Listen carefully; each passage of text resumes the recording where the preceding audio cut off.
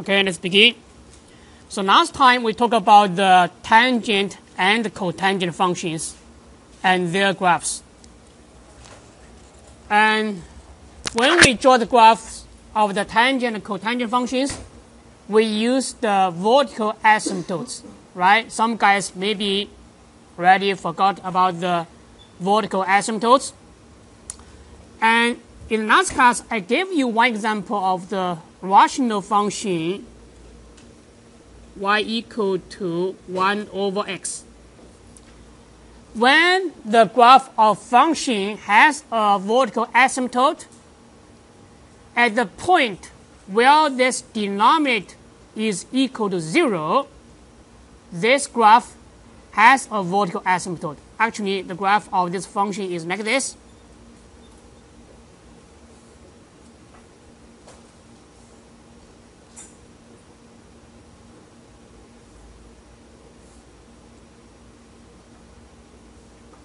Right? So now this y-axis, this vertical line, is a vertical asymptote of this function. And this vertical asymptote has such property: when the x approaches 0, either from the right side or from the left side, the graph of this function gets closer and closer to this vertical asymptote, but never crosses this vertical asymptote. So this is the vertical asymptote of this rational function. And similarly, when we have the tangent function, say tangent x, which is equal to sine x over cosine x. So if the denominator is equal to 0, then at those points, tangent function has the vertical asymptotes.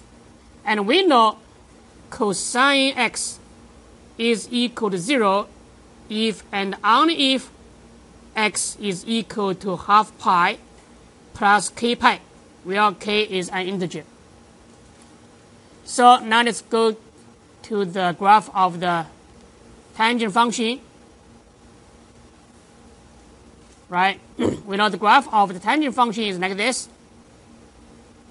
So first, you draw the vertical asymptote. See, especially at the negative half pi and half pi, cosine x is equal to 0, right? So at these 2 points, this tangent function has the vertical asymptotes. And then the graph of the tangent function like this. So it's symmetric about the origin, right? And the graph of tangent function approaches this vertical asymptotes, but never crosses these 2 vertical asymptotes.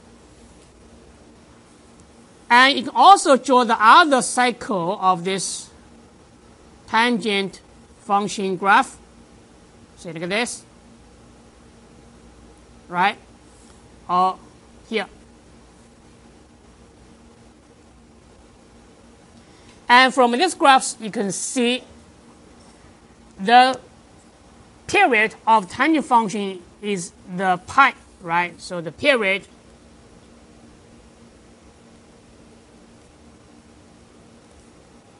of tangent x is pi, not 2 pi, not as the period of the sine and cosine. Okay. So when you have the tangent function like this, tangent of bx, then the period for this guy p should be equal to pi over b, not 2 pi over b. If we have the sine and cosine of the bx, then we have the period equal to 2 pi over b. But for the tangent, because the period of tangent x is the pi, so the period of the tangent of bx is equal to pi over b. Now about the 3 key points. So for tangent x, 3 key points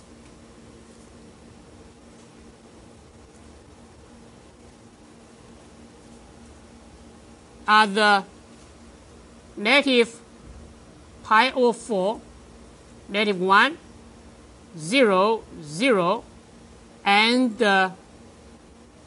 pi over 4, 1. Okay, so those are the 3 key points for the tangent function. And for cotangent function,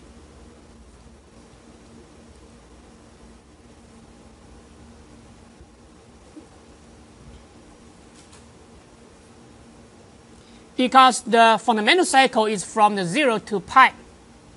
For the tangent function, the fundamental cycle is from the negative half pi to half pi, right? So for the cotangent, the fundamental cycle is from the 0 to pi. So we have the 3 key points like this. The 3 key points for the cotangent function is the pi over 4, 1, and the half pi, 0, and then 3 pi over 4, negative 1. Okay, so this is quite different from the 3 key points of the tangent function because we choose the different fundamental cycle for cotangent function and the tangent function. And some guys ask me, what is the difference between the fundamental cycle and the vertical asymptote? You look at this graph, you can see fundamental cycle for the tangent is just interval from this negative half pi to half pi. So it means an interval, right? And the vertical asymptotes are the vertical line, right? The vertical asymptote, okay, is the vertical line. So this difference.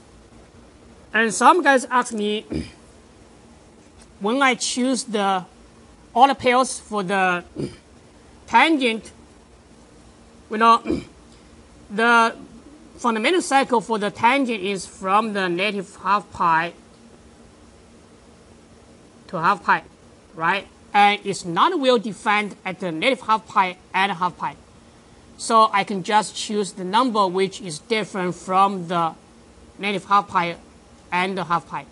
And we know the half pi is approximately equal to 1.57.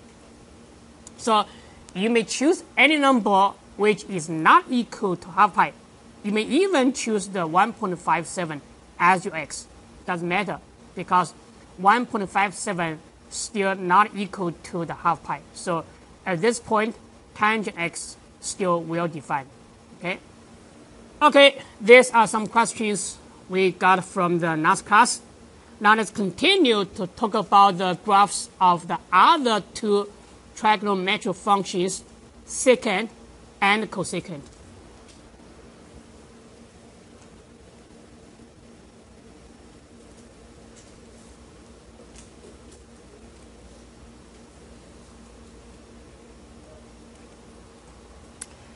Let's first look at the graph of the secant function. We know secant function is closely related to the cosine function, right? Secant x is equal to 1 over the cosine of x. So when cosine x is equal to 0, then secant function has the vertical asymptotes, right? And we know cosine of x is equal to 0 if and only if x is equal to half pi plus k pi, where k is an integer, right? So that means this y equal to secant of x has the vertical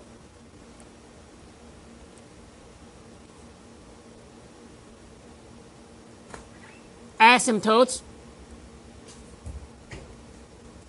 at x equal to half pi plus k pi.